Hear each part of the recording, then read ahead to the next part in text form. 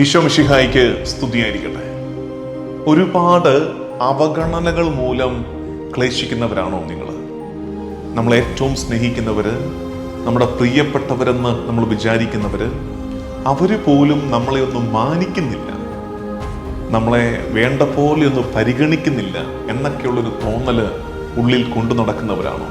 അങ്ങനെയുള്ളവര് നോക്കേണ്ട ഇടമാണ് കുരിശ്.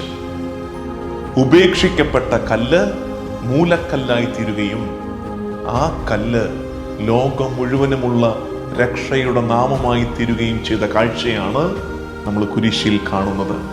നടപടി പുസ്തകം 4-ാം അധ്യായം 11-12 വാക്യങ്ങൾ. വീട് പണിക്കാരായി നിങ്ങൾ തള്ളിക്കളഞ്ഞ കല്ല് മൂലക്കല്ലായി തീർന്നു. ആ കല്ലാണ് ഈശോ. മറ്റാരിലും രക്ഷയില്ല.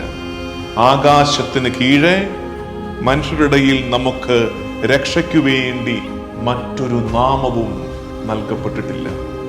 അനുഗ്രഹത്തിന്റെ നോമ്പുകാലം ആശംസിക്കുന്നു. ആമേൻ.